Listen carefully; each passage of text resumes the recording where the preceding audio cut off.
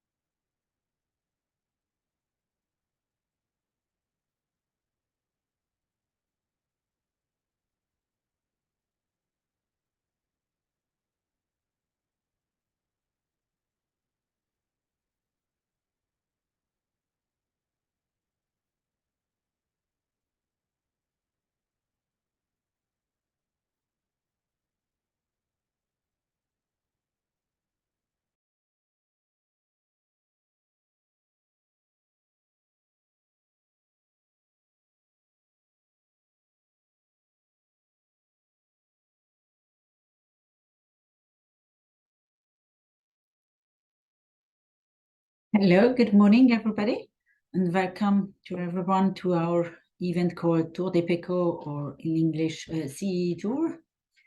We are organizing this event in collaboration with 6 French Chamber of Commerce in the Central and Eastern European region.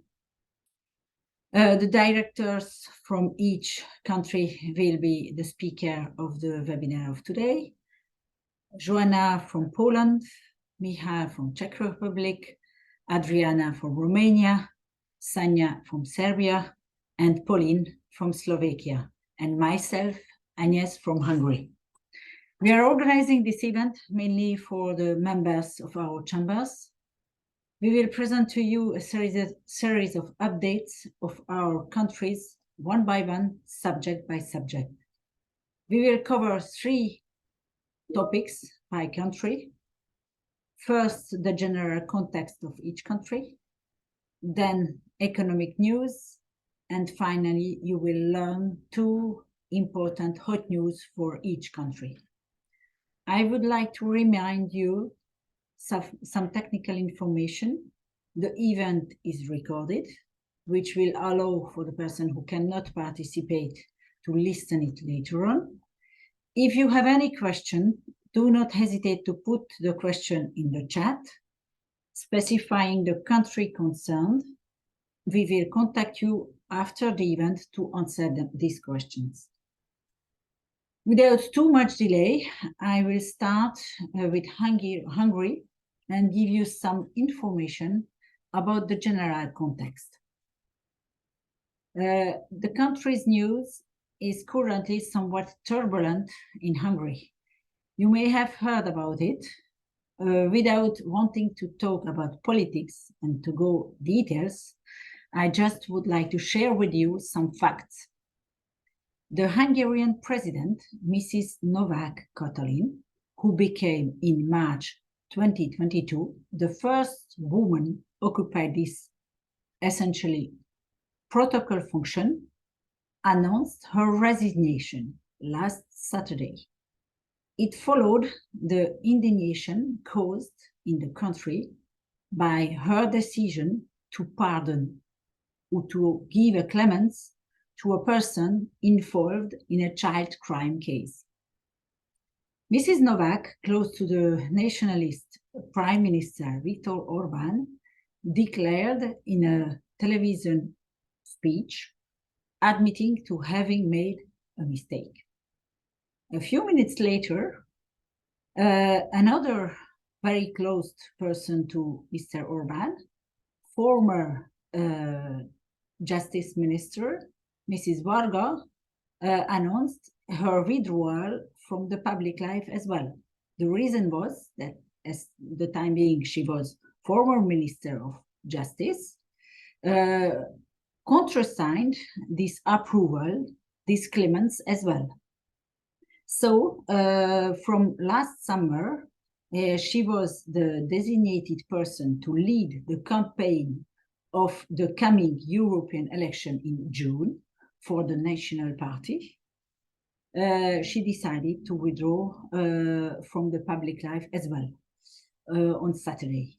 So with these 2 departures, 2 women left the political landscape of Hungary, which became very masculine right now, knowing that since mid-2023, there have been no women in the Hungarian cabinet, which is made from 16 men right now. Another topic which is quite interesting, it's something which is ongoing for months now. It's about European funds. As you may certainly know, if you follow a little bit Hungarian news, the European funds intended for Hungary have been blocked for several months right now by the European Commission. However, in December, the Commission announced its decision to release 10 billion of euros from these frozen funds. This decision is a procedural answer to a judicial reform that Hungary introduced in the spring to strengthen its independence of judiciary system. The full release of funds was not will and is still subject to condition by the Commission. In total, Hungary must complete 27 super steps to be able to receive the total amount. The reform undertaken, however, only serves to fulfill the steps related to the judicial system.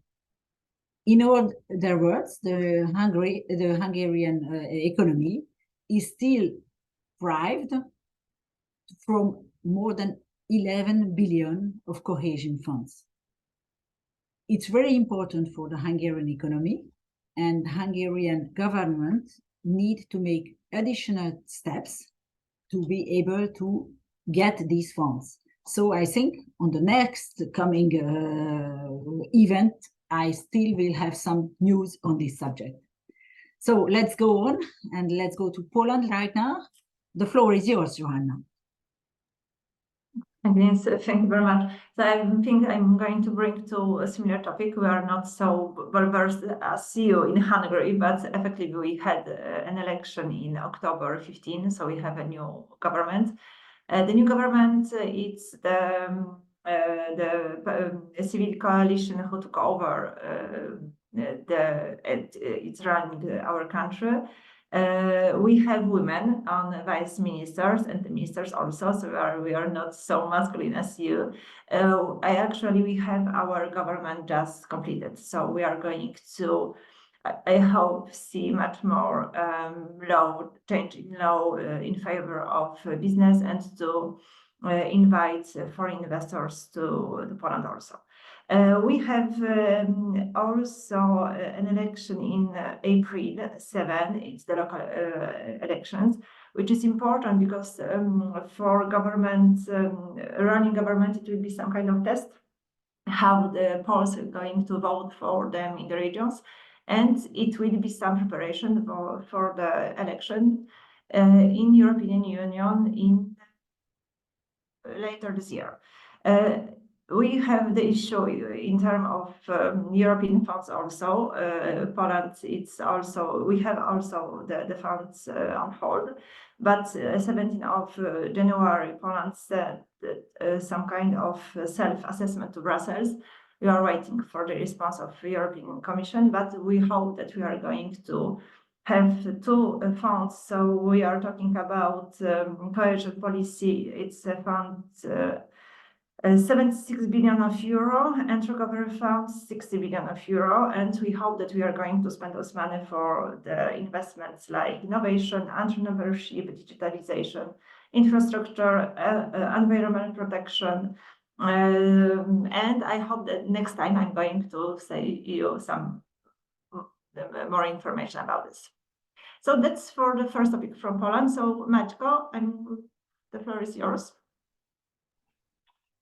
Hello from Prague. As you can see, maybe I'm the only man between my colleagues from the other countries. So from the point of view of French chambers in Central and Eastern Europe, everything is like it has to be. So I will continue on the political topics and on the context. I will say that Czech Republic, from the political point of view, is very stable now, and is very linked to European Union. You know that we are celebrating 20 years in the European Union this year, and what's interesting and important that finally we launched the debate on joining the Eurozone. Know that for 20 years we have our local currency, the Czech koruna, and a few weeks ago President Petr Pavel called on the government to take the necessary step to adopt the euro. Our coalition actually is made out of 5 political parties. 4 of them are pro-euro, 1 is more resilient. So the debate just started. We have a long way to go and a huge debate to conduct, but we have started a debate.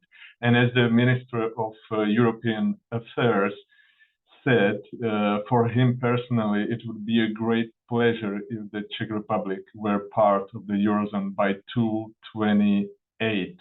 I think it's too optimistic, but we started a debate. And another point linking us to Europe is that, or that proves our link to European Union, is that the French-Czech bilateral trade reached the highest figures recorded in our history. So the turnover reached more than 15 billion euro. France is now the first partner to Czech Republic without a common border, and remains the third investor to Czech Republic. So, and I will go on in the other on the other two topics to our link to France. So let's move to Romania. Adriana. Hello, everybody. I'm Adriana Record from Romania. A couple of general news from us. First of all, starting the beginning of this year, Romania will integrate the Schengen space, the Schengen area. Very good news for us. It would be a partial integration in the first round on air and seaways, followed in the second part of, or in another schedule, the terrestrial integration. So it will allow free circulation of people inside the Schengen area, and for Romania it will be a great benefit, especially for the tourist flows. Another news on the general context is that in 2024 Romania organizes 4 rounds of election. Starting with European parliamentary election in June, and followed by local parliamentary and presidential election by the end of the year. So this year is very important in terms of political positioning of Romania in the European context, and we expect some impacts also in the economical landscape. Thank you very much, and I would like to pass the floor to Sanja from Serbia.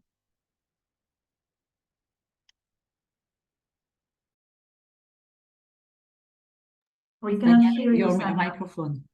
Sorry, my mic was off. Hello from Paris, actually, not from Belgrade this time.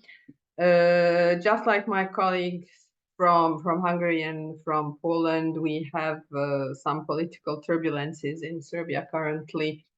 There are some political and governance challenges because we have escalating tensions in northern Kosovo, and there are some questions about the elections that we had in December. We do not have the government yet.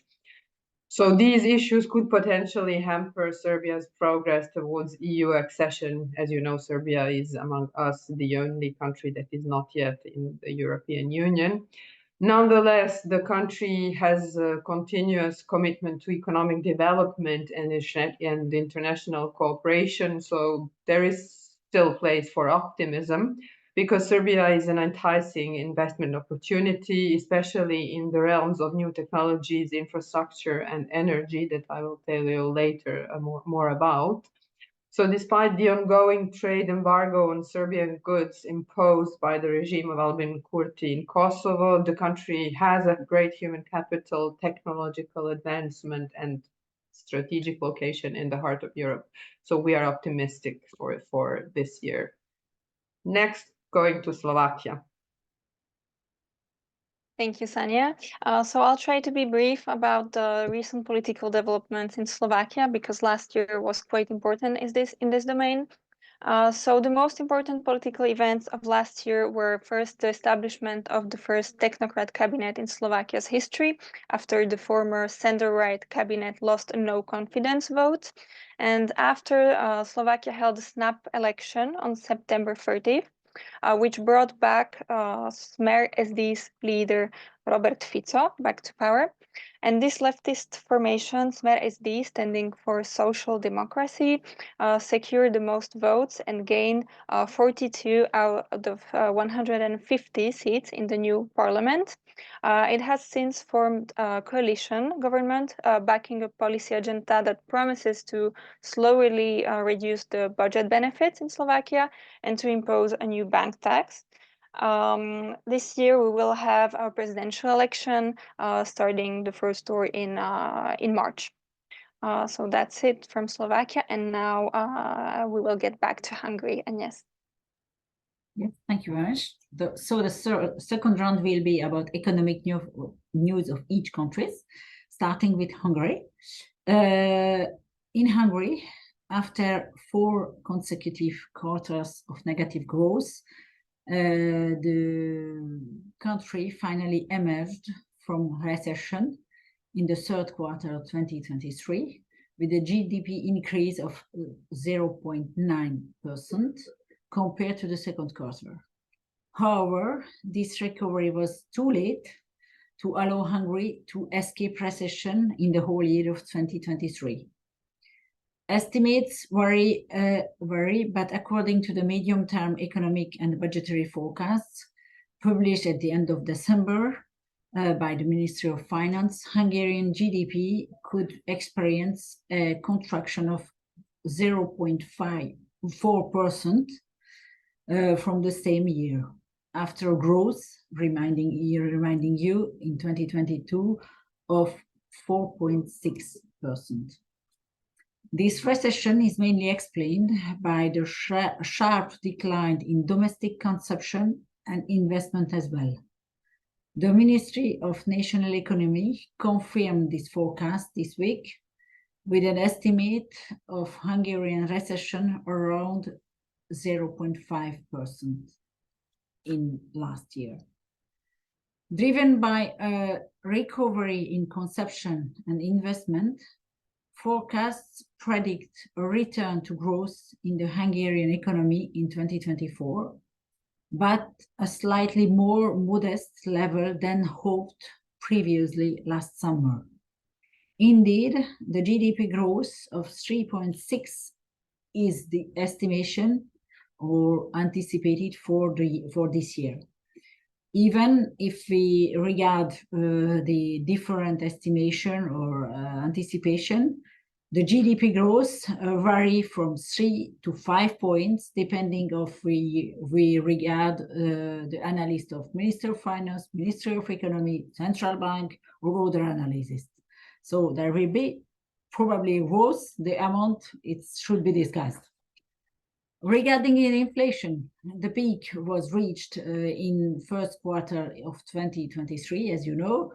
Unfortunately, Hungary was the champion of inflation at the beginning of last year, above 25%, but finally fell below 10% in October and showed a rate of 5.5% in December. This drop in inflation allowed the central bank to begin last April a movement to lower its base rate, which is now, by the end of January, is 10%. Since the return of inflation to a more reasonable level and the end of the recession, the big downside of the Hungarian economy remains the deterioration of budgetary situation. This is due both to poor direction of private consumption, which deprives it of significant VAT revenues, you remember, which is a very high score, 27% in Hungary. But also, above all, the virtual absence of the payment of European funds, of which I already spoke earlier. The government expects average inflation to remain above 3% in 2025 only, which was predicted already in summer last year. So the main news about Hungary, Poland, Joanna, it's your turn. Thank you. So I have for you 5 numbers. First of all is foreign investment in Poland. I think that it's good to remember this, that France is the second foreign investor in Poland. We, the scale of foreign investment in Poland rose to around 3.9% of GDP this year, and the result will be the same. It's a prediction to have the same result this year. Inflation, we finished the year with inflation about 11.4%, and the consumer price index inflation fell to 4.3% year on year. It's very important to underline that it was the lowest index since April 2021. We are going to have the inflation in Poland is projected for 4.6 for this year and 3.7 for next year. In terms of GDP, Poland's GDP grew by 0.2% in 2023. We are talking about growing to 3.7 in 2025%. As usually, Polish labor market stable. We have the unemployment rate about 2.7%, so really nothing. And I don't know how it is in your region, but we noticed an increase of salaries about 10% year on year. And perhaps last, there are new numbers. It's about Polish export, which is the record, which got the record value in 2023. We reach the amount of it was 4,030.5 billion euro. It's in relation to 2019. It's increased about 52%. So I think it's really a nice score to share with you. And it's all for Poland. So Michał, Drag. Okay. As in Hungary, the Czech economy experienced negative effects of the energy crisis and really high inflation in 2023 and even more in 2022. So in 2022, the average inflation rate was about 18%. Last year, we were at 10.5, 10.7%. And this two effects led to a decline of GDP in Czech Republic by 0.4. That's the prevision of the Statistical Institute. So 0.4 decline last year. The expectation is to grow by 1% this year. It's quite interesting. That's the average. So between Czech National Bank 0.6 and the Ministry of 1.7.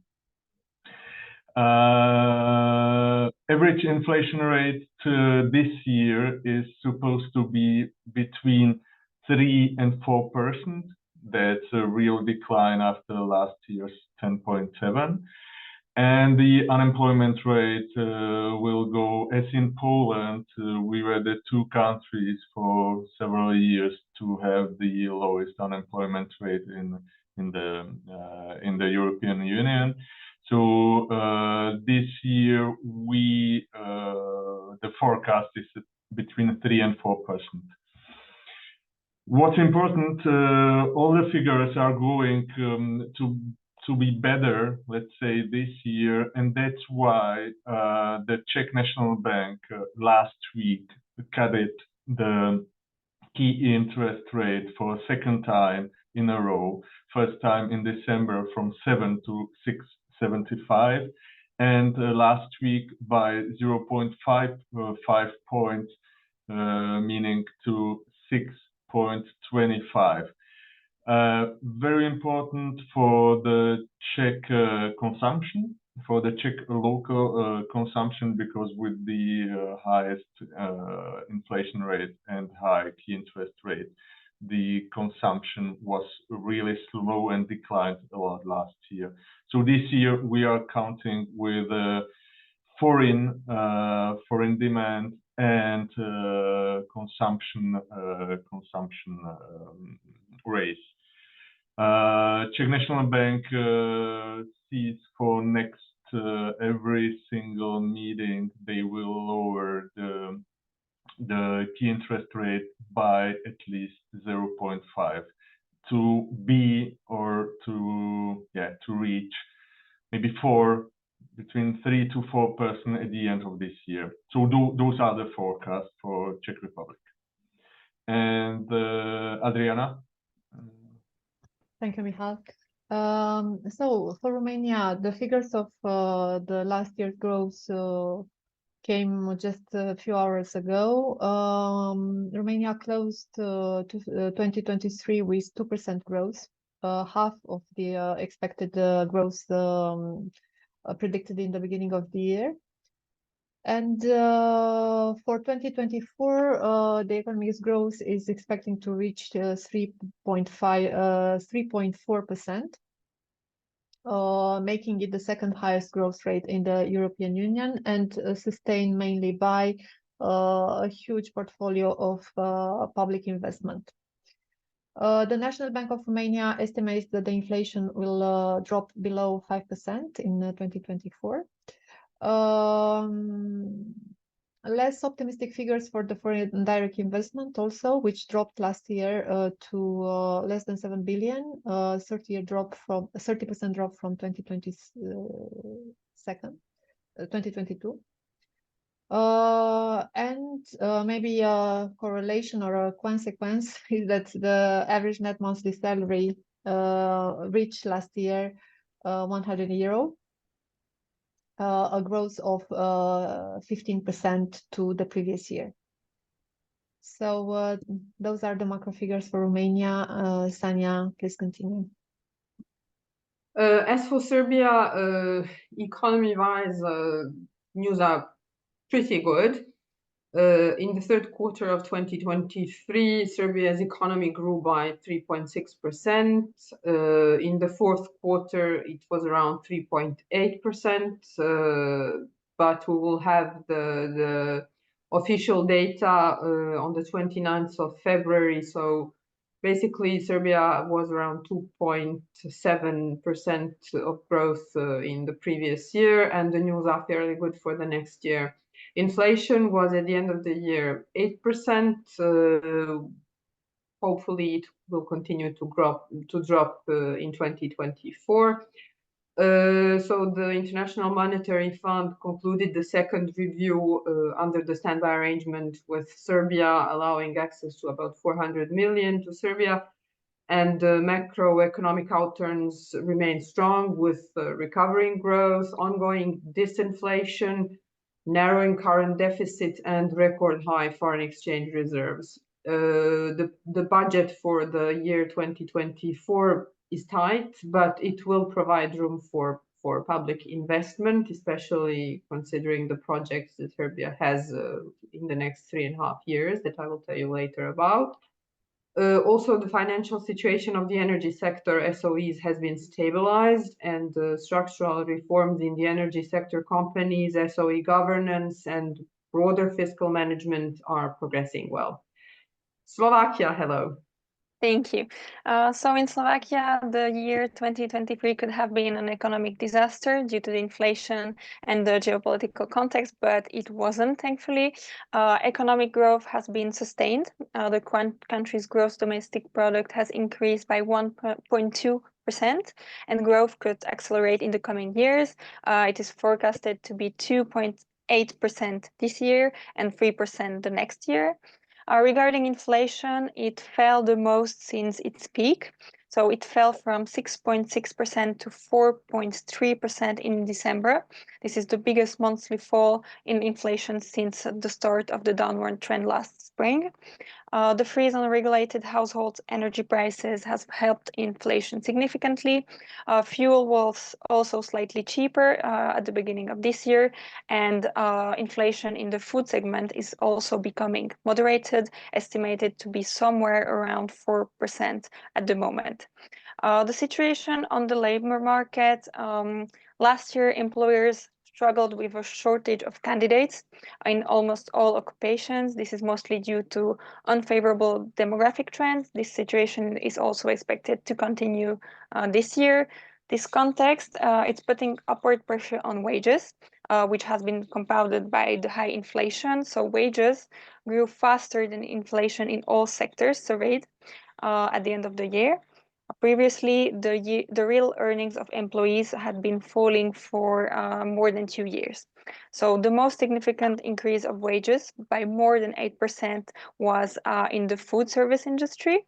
A level of real growth around 4% is observed in construction, transport, and storage. And the real earnings in the IT and communication sectors increased the slowest by 3%. Last but not least, after a difficult period, Slovakia is now more optimistic, which is good. So the economic sentiment of the majority of Slovak entrepreneurs and consumers improved at the turn of the year. Compared to a year ago, the economic sentiment was 7.5 points more favorable. So consumer confidence now rose for the fifth consecutive months. In January, it reached one of its highest readings in 4 years. The last time consumer confidence was higher was just before the beginning of the pandemic. So overall, the economic news in Slovakia are quite good. And now we'll get back to Hungary, and yes. Yes, thank you. And now the last round, it's about hot news, good news from our countries. I will start with two news as well. So the Hungarian Investment Promotion Agency announced a very high FDI in Hungary in 2023.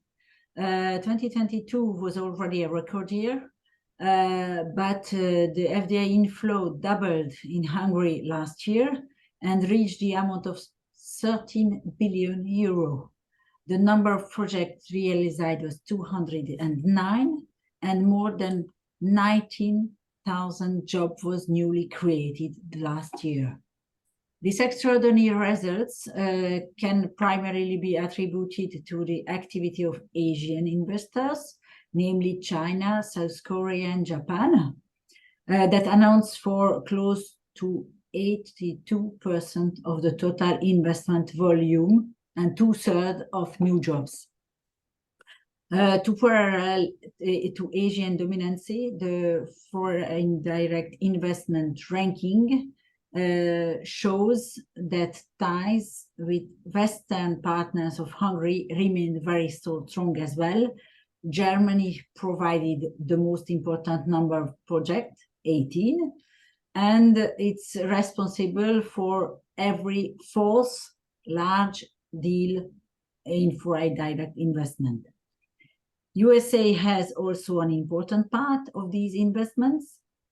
Apart from them, the UK, Denmark, France, Japan, Switzerland contributed to these very good results.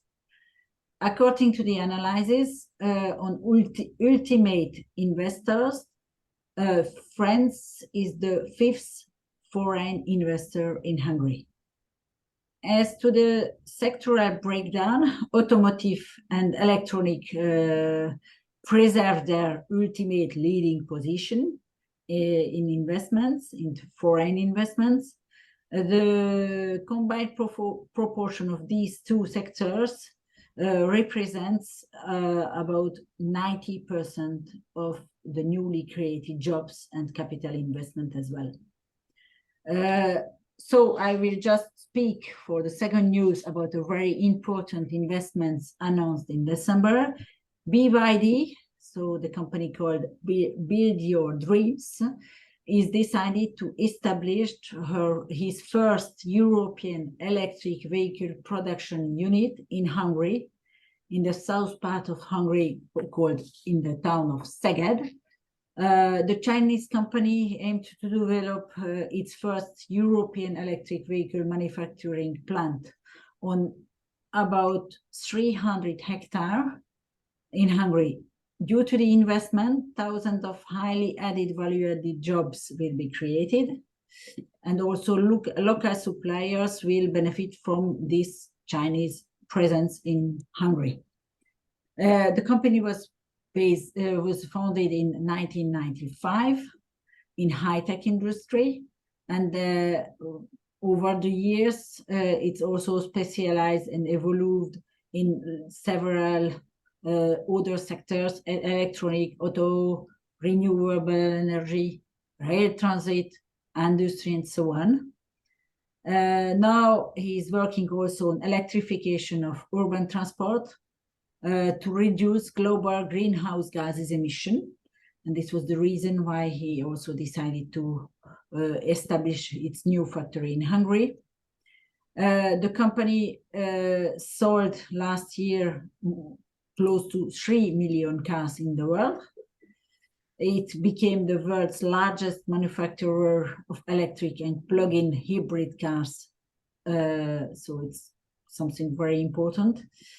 With this new creation, the electric vehicle industry will be between the East and West in Hungary, the true melting point, like they call it,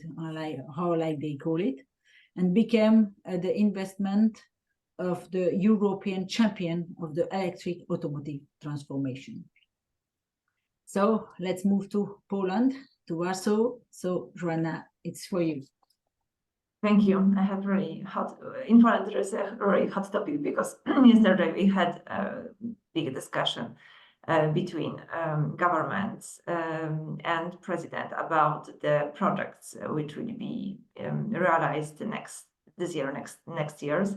So effectively, we are talking about this big central transport port, solidarity transport hub, which is a huge investment in Poland. So it's not actually decided whether we are going to conduct this project or not, as a different audit are started. So I believe that we need to meet each other in 6 months just to update our projects, because yesterday we discussed this central transport port, but also the new investments in terms of nuclear energy, which is a really important topic for Poland. And we discuss all questions regarding modernization of the army. So for Poland, the next sectors, and we can see the development and the new investments here, it's everything which is linked with green energy, which is linked with biomethane industry, hydrogen revolutions, but also electromobility, new mobility. But I am really happy because we can see a lot of new R&D departments, even in French companies like Safran, Airbus. They are just planted last year new R&D departments in Poland. So we can see that this area is developing in Poland also. As for industry 4.0, so everything which is connected with digitalization also. So that's all. Michał? I will continue with the nuclear energy. That's the real hot topic for us, I mean for Czech Republic and also for the French Chamber here in Czech Republic. So the biggest tender in the history of the Czech Republic, I mean not only from the energy point of view, but really the biggest, the highest tender in the history of Czech Republic for enlargement of 2 existing power plants goes to its final stage. 2 weeks ago, the Czech government excluded American Westinghouse, so one of the 3 companies that were bidding. According to the Prime Minister, the offer of Westinghouse did not meet the required conditions. So as for now, the government is working only with 2 companies, means French EDF and South Korean KHNP. And what's new, that the project firstly predicted to 1 reactor has been now extended or expanded from 1 to 4 reactors. So the government is looking for 4 reactors in the 2 actual power plants, means 2 in Dukovany and 2 in Temelín. The deadline now for the new proposals has been extended to mid-April. The number or the proposal or this project is 2 to 4 times more important than the global French investments in the Czech Republic. Means the French investments are 2.5 billion euros in Czech Republic. That means France is the third investor, and the project is 2 to 4 times more important. So we as a chamber, we are working hard to help the French proposal to succeed, because we are talking about European project, not only French project, but European project, European security.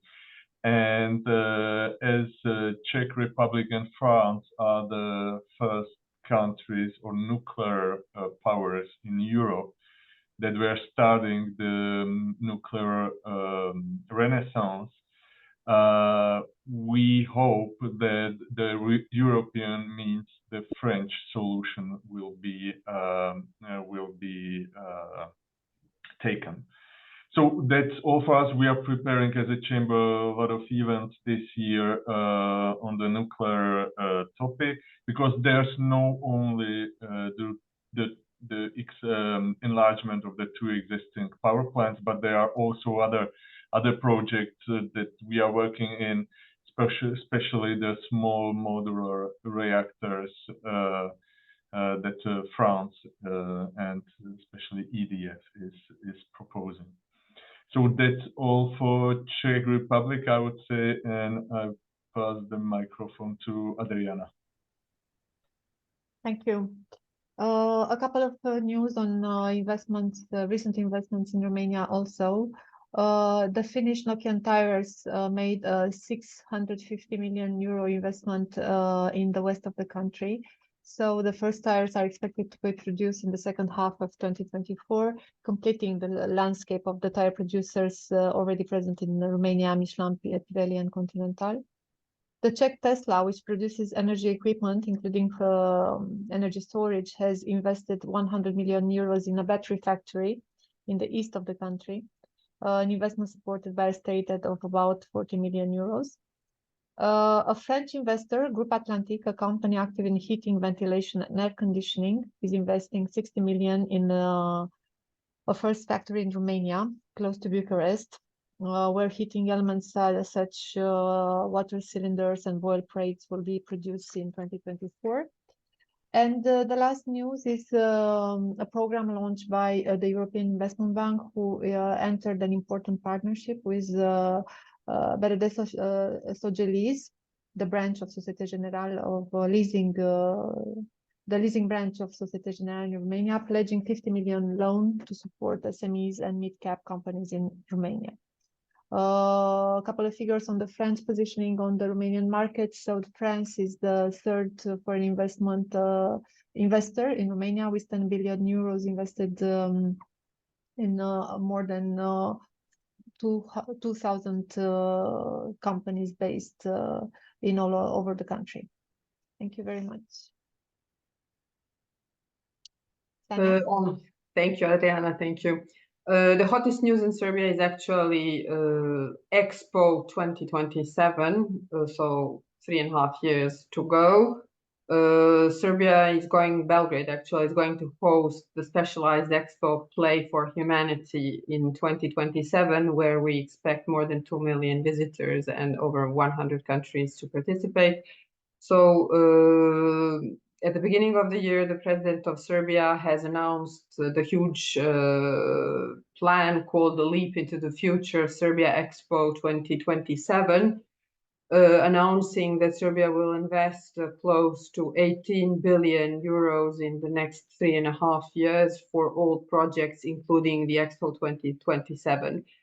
About the Expo itself, we are planning to build a new fair complex in Surčin, a city in Belgrade. So basically constructing a whole new city close to Belgrade, which will be one of the largest fairs in Europe. It's planned to have a number of fair halls, pavilions, accommodations, and commercial facilities close to the national stadium, which is also under construction, with traffic areas, water areas, green areas, and infrastructure areas. So basically, many opportunities for different companies.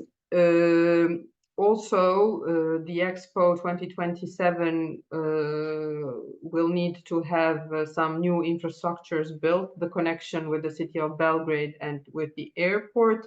And more largely, we are planning big investments in the road infrastructures, around 500 kilometers of highways, 2,000 kilometers reconstruction or construction of railways.